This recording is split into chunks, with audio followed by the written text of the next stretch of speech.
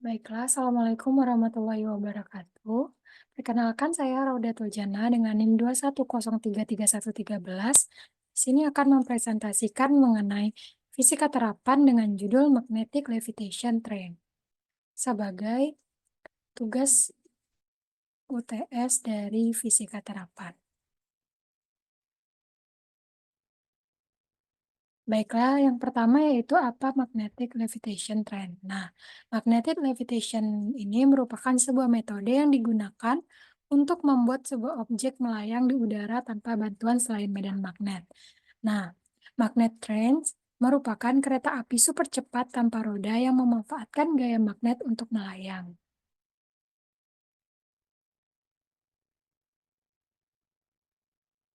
Nah, selanjutnya yaitu sejarah magnet levitation trend. Yang pertama, kereta maglev ini pertama kali, ada itu di negara Jepang pada tahun 1964. Yang kedua dengan jaringan pertama yang bernama Shinkansen dengan kereta super cepat yang bergerak, selama 210 kilometer per jam pada tahun 1964. Yang ketiga, telah dikembangkan jaringan kereta sebanyak 2.459 kilometer di Honshu dengan kecepatan 300 kilometer per jam. Nah, selanjutnya pada tahun 1996, kereta ini menjadi kereta dengan kecepatan di dunia, yaitu sebesar 443 kilometer per jam untuk kereta api konvensional. Nah, lalu pada Perang Dunia Kedua, teknologi maglev terlupakan. Nah, lalu dimulai kembali dengan Jerman yang meresmikan kereta ekspres dengan maglev train itu dengan kecepatan 280 kilometer per jam. Lalu pada tahun 2000, Cina juga mulai maglev train dengan jaringan kereta terpanjang di dunia dengan kecepatan 430 kilometer per jam. Nah, selanjutnya itu teori fisika dalam magnet train. Yang pertama yaitu magnet.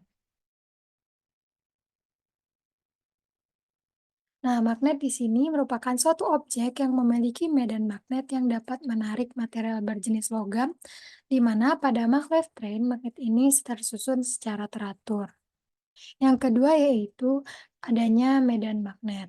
Nah, medan magnet ini merupakan daerah sekitar medan magnet yang dipengaruhi oleh gaya-gaya magnet. Yang ketiga, adanya induksi magnetik. Induksi magnetik ini merupakan jika sebuah penghantar dialiri arus listrik, maka di sekitar kawat penghantar akan timbul medan magnet. Selain itu, pada magnet Lev ini juga ada hukum Lenz. Nah, hukum Lenz ini menyatakan bahwa arah sembarang efek induksi magnetik adalah sedemikian rupa sehingga menentang penyebab efek itu. Nah, di sini efek, induksi dapat berupa fluk yang berubah-ubah melalui sebuah rangkaian stasioner yang ditimbulkan oleh sebuah medan magnet yang berubah-ubah, sehingga membentuk sebuah rangkaian atau dapat berupa gabungan keduanya. Nah, jika fluk dalam sebuah rangkaian stasioner ini berubah, maka arus induksi ini akan menimbulkan medan magnetiknya sendiri. Selanjutnya itu ada bahan magnetik. Nah, bahan magnetik ini merupakan suatu bahan yang bersifat kemagnetan dalam bahan penyusunnya. Contohnya itu dibagi menjadi tiga, ada paramagnetisme, diamagnetisme, dan juga ferromagnetisme. Selanjutnya ada superkonduktivitas. Nah, superkonduktivitas ini merupakan hilangnya resistensi pada material jika material didinginkan hingga suhu kritis, yang mana sesuai pada prinsip generator.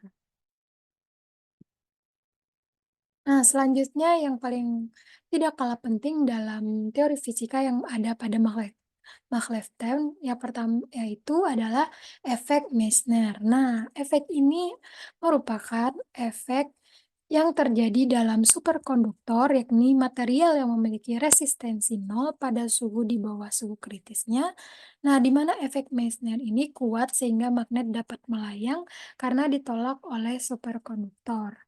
Nah, berikut gambar dari bentuk terjadinya efek Meissner.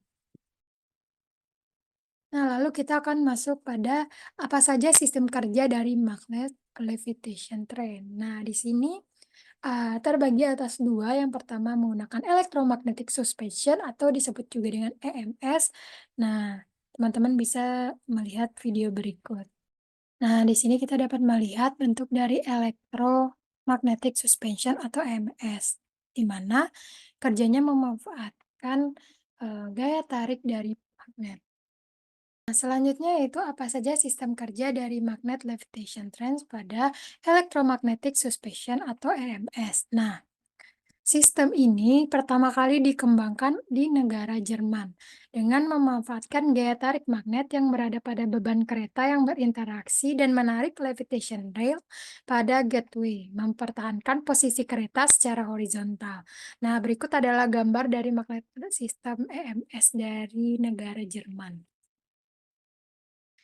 Nah, di mana komponen-komponen yang ada pada bagian kereta, yang pertama itu adalah bagian rel kereta yang disebut juga beam, di mana memiliki ada beam, balok rel, levitation rail atau rel penuntun.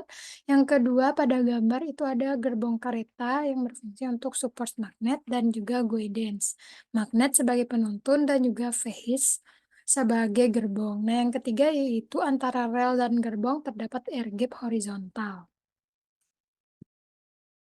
Nah, selanjutnya sistem kedua yaitu electrodynamic suspension atau EDS.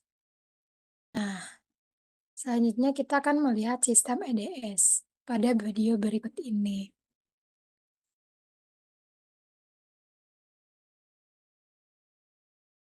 Nah, sistem EDS ini memanfaatkan gaya tolak pada magnet, di mana menggunakan magnet superkonduktor yang bersifat untuk menarik, yaitu sifat efek Meissner, yaitu efek pada bahan konduktor yang berada di bawah suhu kritisnya. Selanjutnya yaitu kita akan menjelaskan mengenai electrodynamic suspension atau EDS. Nah, sistem ini dikembangkan oleh negara Jepang dengan memanfaatkan gaya tolak-menolak magnet atau superkonduktor memiliki sifat efek Meissner, yaitu pada bahan efek bahan yang berada di bawah TC atau suhu dingin. Yang keempat yaitu menggunakan nitrogen cair untuk mendinginkan bahan. Nah, berikut gambar dari magnet sistem EDS Jepang. Bagian-bagian pada sistem EDS ini, yang pertama itu adalah bagian bawah levitation magnet yang berhadapan dengan tolak-menolak. Yang kedua, pada saat diam kereta tidak melayang. Yang ketiga, saat bergerak kereta mengembang sekitar 100 milimeter di atas rel akibat sistem kontrol, lalu bergerak bervariasi sesuai dengan kumparan. Terdiri atas komponen yang pertama itu bagian rel kereta yang disebut dengan beam atau dinding pemandu, levitation, dan guidance coil atau kumparan penuntun kereta. Juga memiliki propulsion atau kumparan penggerak, well support path atau rel pendukung. Lalu berikut gambar dari sistem kontrol EDS di mana dibuat secara tolak-menolak. Nah, kelebihan dari magnetic levitation train itu mampu melayang di atas rel kereta. Yang kedua, kecepatan yang sangat tinggi mencapai 500 kilometer per jam atau sekitar 310 mph. Yang ketiga, penghematan biaya perawatan karena tidak akan ada penggantian rel. Yang keempat, tidak adanya gaya resistansi akibat gesekan. Dan yang kelima, itu tidak membutuhkan bahan bakar fosil. Nah, kekurangan dari magnetic levitation train ini yang pertama itu kebisingan yang ditimbulkan saat bergerak hampir sama dengan sebuah jets atau lebih bising sekitar 5 desibel dari kereta konvensional biasa. Yang kedua, mahalnya investasi terutama pada pengadaan rel. Nah, oleh karena itu kita mencoba berinovasi dengan teknologi untuk merubah masa depan melalui penggunaan magnet levitation train. Baiklah, sekian yang dapat saya sampaikan. Apabila ada kesalahan, saya mohon maaf. Saya akhiri. Assalamualaikum warahmatullahi wabarakatuh.